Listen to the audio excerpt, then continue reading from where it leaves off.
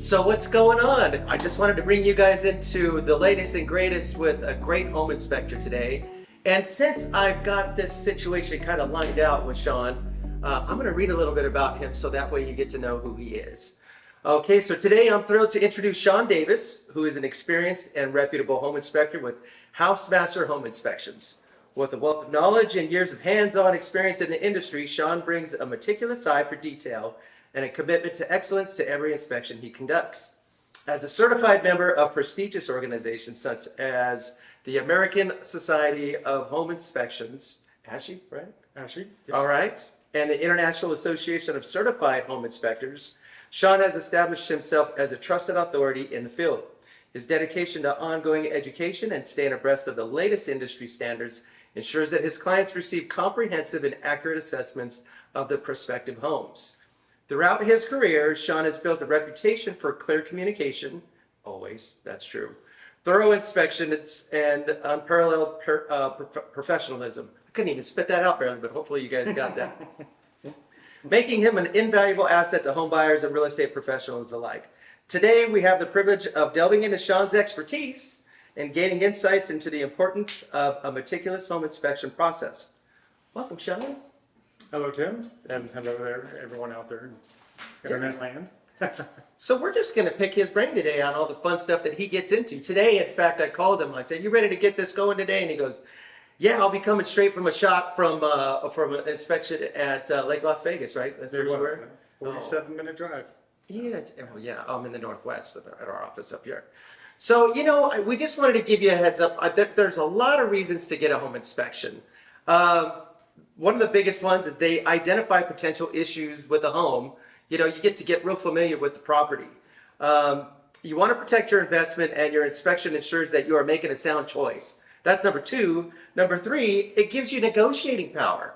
Whatever they find, whatever Sean finds these particular things that are wrong with a home, it could take you back to the drawing board, and you could get in there and go, "Okay, listen, Mr. Seller, we found, $5,000 worth of issues."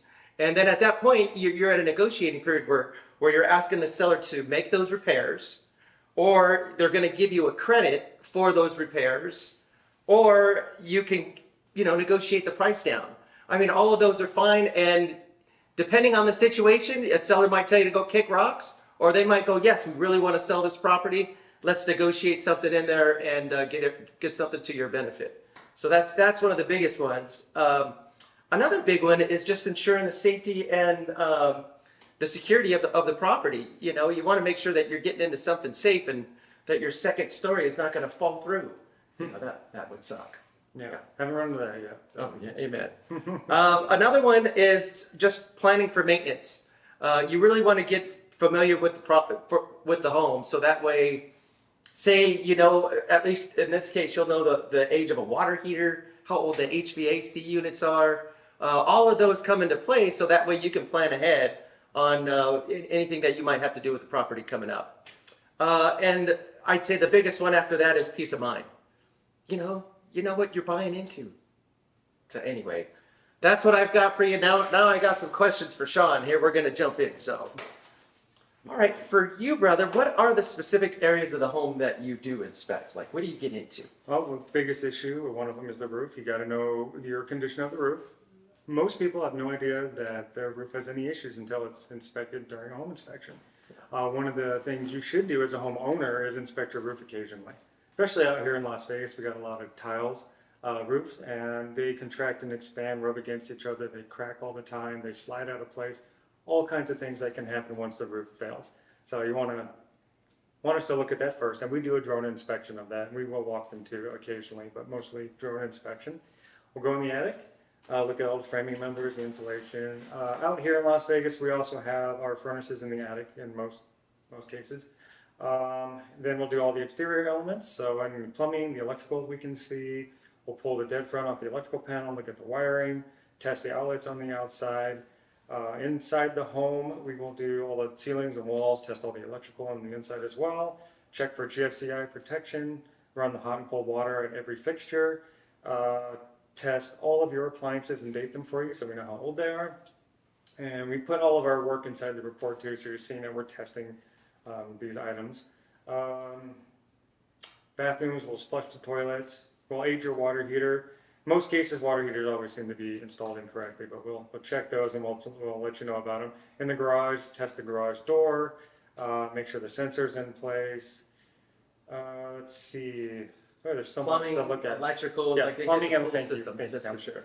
So plumbing and electrical that we can see, it's usually nearly 100% concealed. So underneath the sinks, as I mentioned before, on the electrical panel on the outside of the house, sometimes they got sub panels inside the home. We'll take those off as well, look at all the wiring that we can see. Outlets that we can get to, we'll test those and make sure they're not loose and they're not broken and things like that. And I think, oh, and the foundation. So the foundation is almost always 100% concealed. So as we're walking through, if anything just feels weird, we'll put it in the report, have it further looked at, or just let you know about it and give you kind of an idea why that might be happening. I remember in, I think it's Calico Estates over by Lake Las Vegas. First time I was in there and ran into a home that had foundation issues. Oh, that was nasty, man. They, I think it was like over $120,000 is what they figured was going to be to remedy a foundation issue, because they had a lot of caliche back in those days, and they didn't have the regulations that they have today. I mean, as far as post-tension slabs and everything when they were building back there. So yeah, that's a little important just to make sure. Now, for our state, I can't remember when they put all that into place for post-tension slabs and. I don't have the exact date, but almost every home we see, newer homes are definitely post-tension slab. Yeah. They said prevent them from cracking and settling. Yeah, the state really did really good as far as putting regulations in place for that. At some point, but I just don't remember exactly when it was. But Yeah, never cut into those unless you want one of those wires to snap at you. yeah, that wouldn't Don't be good. ever cut into your garage floor. So usually there's a stamp on the garage floor that says it's post-tension. Yeah, yeah, you see that it's usually in your garage. Yeah. Yeah. And not everybody does what Sean does as far as bringing a drone out to inspect the roof. So there's a lot of different home inspectors in the valley, and not all of them have the same type of machinery or systems to check everything for a house.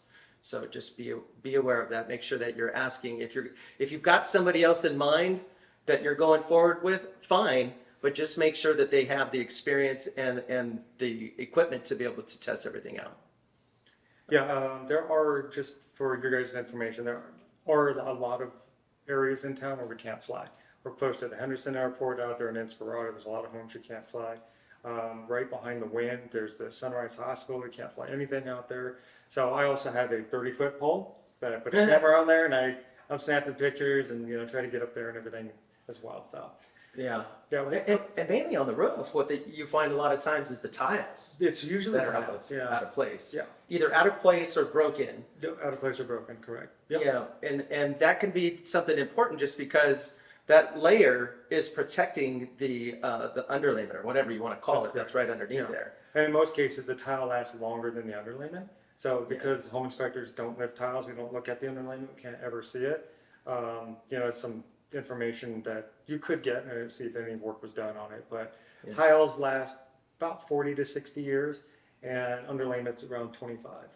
Oh, is that what it is? About 25. Well, yeah, I figured they were 20 to 25 years. It's so hot here, things just dry up and crack and deteriorate. So it's really important to protect that underlayment. So that's why if you have the cracked or misplaced tiles, to get somebody over there to put them back in place.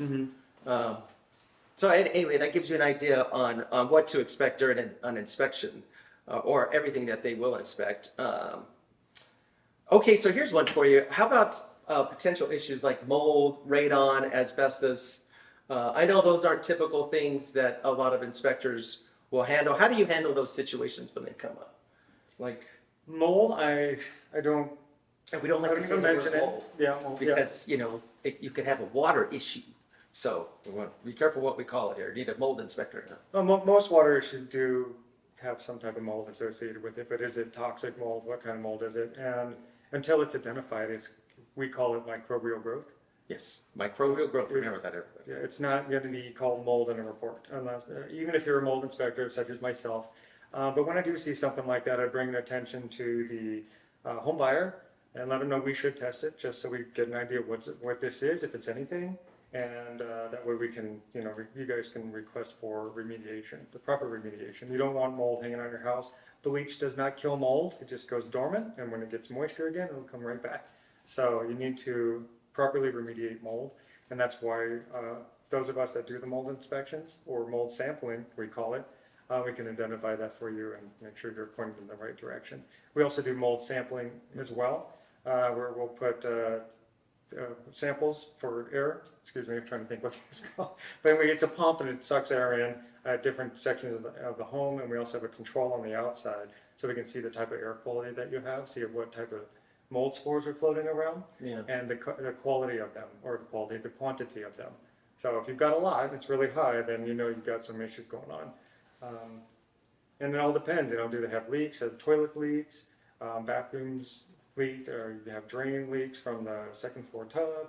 A lot of things that can be hidden that we do look for as a home inspector. So. Yeah, if you have something that is feeding a water situation in the house, then that could definitely create a mold situation that stays for a long time. I'm definitely no expert. Here's more of your expert on the situation, but we're fortunate enough to live in a climate that doesn't feed mold on a regular basis with the moisture. That being said, we still run into issues, and you need to handle it seriously, especially if it's something that has a constant water feed to it. Yep. Mold is definitely inside your home, so don't let the dry climate fool you. But on the outside, it can happen on the outside too. I had a patio cover that the roof wasn't sealed properly, and the flashing or the drip edge wasn't sealed properly. So the moisture, when it rained, would get underneath it, and then all the mold would go on the outside. It would grow on the outside of that patio cover. So it was a really interesting one. But you just don't know where it's gonna grow. So to not be sure, just test it and be sure and just be safe, because all mold can affect you in one way or another. So. Yeah, great point. Yeah. What about radon, or because I know that comes up every once in a while. So radon is something that is. You just don't, you can't smell it, taste it, or see it, anything like that. So the only way to know if it's there is to test for it. And Las Vegas is low as far as our radon quantity or where it's at located. However, there are places Pockets. Radon's at. It's there. Yeah. And just in Sparata, I did one out there just the other day, and there was some radon. Is that part of what you have in there? I mean, as far as your testing? Well, it's part of my tools. It's an ancillary service or for an additional fee, just like sewer line inspections and things like that. But most people don't believe that radon's here, so they don't test for it. Right. But it's the second leading cause of lung cancer. So it's something that you want to. How much does it cost? What does that extra cost? Currently. It's a 2-day test. So if you're going to get that done, you might want to consider extending your due diligence. However, it's a 2-day test. We get the results immediately, and then it's usually $175 for myself. So, okay. Yeah, just drop it off, and I come back 2 days later. Okay. And we're looking for a threshold of 4. It's called 4 picocuries. So if you go up there, the EPA recommends that you do. There's no remediating it. You can't remediate it. You have to mitigate it. So it basically just blows the radon out of your home. It's a whole system. Oh, wow. Yeah. So you just leave the house for a while and let them. No, it's permanently installed, and it blows it out all the time so that it doesn't let the level go up. Average levels in homes are like 1.3 picocuries. Okay. Yeah. Well, good to know. Yeah. How long is the typical home inspection? And I'm sure we've always done it. I mean, it's relative to square footage.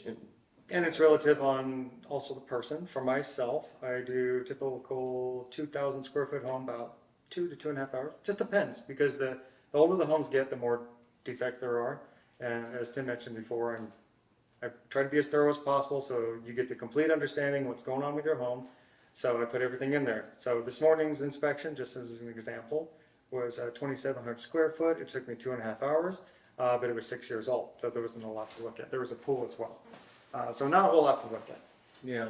Just easily to breeze through. Everything's in pretty good shape. So the older the home, lots of times it just takes longer just because the systems are older. The older the home, the longer the report, the more time it takes. Okay. Yeah. Makes sense. Usually. And flips are usually done on older homes, and flips, they look good, but when you get down to the nitty and gritty, there's always skip steps. There's always things that are missing or done improperly. Always. I hate when that happens. Yeah. So. That's why you need inspectors. That's right.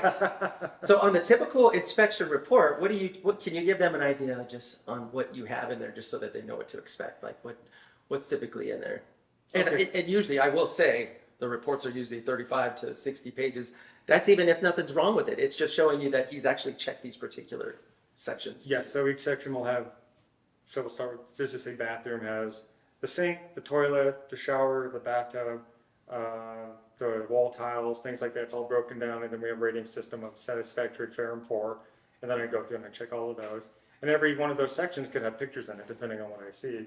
So the sinks, I'll test the hot water, and I'll put that picture in there. Say, see, I tested the hot water, see it's working. And then every one of those sections, it could be 10 sections in every other section, such as the roof. And then we have exterior elements, and every exterior elements has things like the faucets and siding, other things like that. So it's all broken down into the main section, to the subsection. And depending on what else is in there, how like pool and spa or radon and mold, those will all be at the bottom of the report. So yeah, they can get quite lengthy depending on the type of defects that I see. I do fourplexes as well, and those can be about 250 pages. Yeah, very long reports. I know for us, what we're looking for lots of times is, I do more listings than I do buyers. So when we get an inspection report, we want to know what the functional issues are, not the cosmetics. I mean, you're not buying a new home. So lots of times people aren't going to address if the paint has dulled out or there's a chip in the paint somewhere, something to that respect. Those are cosmetic. Mm-hmm. But we're talking about functional issues is what we're looking for. Is there leaky faucets? Is there backed up plumbing? Is there electrical that's not working? Yeah. Those are functional issues. So that's what we're trying to get into, find out more. And that's the hard thing too, because whatever buyer's coming in there, say you get a listing inspection done and you're presenting that to the buyer, their inspectors can see a whole different set of eyes, or different things. The buyers are seeing everything because this is their dream home. This is what they're settling or not settling on. This is what they want. So by not putting everything in there on a listing inspection or seller's inspection, then you're kind of it almost looks like you're hiding stuff in a way, right? Not saying that's what you do if you do, but well, that's why we have what's called a seller's real property disclosure form. Yes. So when you list a property, you have to fill this form out that if you're aware of particular things that are wrong with the property, you have to list them and let the buyer know. That's just called fair practice. Yeah. So, I mean, and you legally have to do that. You can't be hiding the fact that there's been a roof leak for 10 years and you might have big issues there, or that you have water that's, constantly feeding moisture somewhere in the house. Right. And any good agent knows that you would have to put everything on there. But, seller's inspections, they're a beast of their own, because it's expected that you want to capture everything and put it all in there, so that when the buyer's looking at it, or say whatever purposes is for the seller, they can choose to fix whatever they want, set the price accordingly, and then, put that to the buyer that this is what we fixed, this is what we disclosed, and then kind of ease those tension a little bit. And this is what you're talking about, speeding up the process and making it easier for everybody. And also it kind of reduces those negotiations, because you're already putting everything forward on a seller's inspection. Here's a question for you. How many sellers, of the inspections that you do, how many of them are proactive homeowners that are getting ready to list their property for sale? Do you see very many of those? Or is it mainly just buyers? So from a buyer side, when I'm representing them, it's gotten better, because I think prices and rates are everything where they want to be, and people are going to start coming in and buying homes. Yeah. But in most cases, no, they're not ready, and then they're in really bad shape. Yeah. Right? There's always things, but most people live in their homes, they have no idea how to maintain it. Right. Right? And so inspectors come in, and a lot of things I find really are related to deferred maintenance, like caulking. Everywhere you see cracks in the stucco, you see just all this normal stuff that comes to normal wear and tear. Yeah. And I can point it out, and it goes into my fair category, because it is related to maintenance, and it will come back. Yeah. You can seal it up once, it's going to come back. Your home settles and contracts and expands. It does all these things. Yeah. I like to call it a living being, Well, and just on that note, for you people that own a home, and if you're thinking about listing your property soon, it is good to get a home inspection done. I mean, it gives you an idea of what you could fix or address even before you get it out there on the market. Mm-hmm. So, I mean, you can be proactive that way, and I've had plenty of sellers do just that. Yeah, get your documents together, your receipts, any work you had done, get it ready, and It just makes the whole process easier. But Absolutely. yeah, and if the sellers are there when I'm inspecting, they give me all kinds of information. It's great. Thank you, sellers. Yeah, there you go. For Las Vegas specifically, what do you usually find in our valley that is almost on every report? What's like the typical way? Well, we got lots of stuccos. We got lots of stucco cracks, windows. So there's they seal the windows, to the stucco. You see those like gaps between the windows all the time. Smoke detectors are. This is probably in every home in the country, but they're never up to date. Right? So make sure that you have your smoke detectors replaced every Yeah. 10 years, is it, or what? It's every 10 years. Replace your batteries annually, unless you have a smoke detector that has a 10-year battery life. Carbon monoxide detectors are required in all homes now. So put them in. If you have a two-story home, that's first level and a second level. Filters are usually dirty.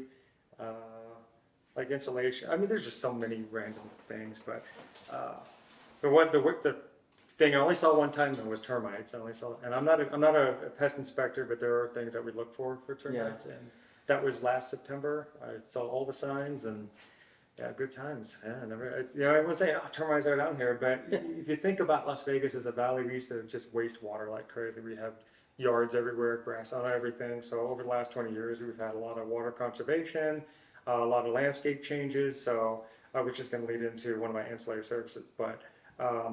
You don't know if you've ever had termites because some of these landscapes have been all the way up to the home, especially back in the 90s. I mean, I was born and raised here, so I've seen all this stuff. Yeah, so they don't have a weak screen where the water can come. Well, no, the weak screen's there, but it's just because you've got the moisture all the way up to the home. Okay.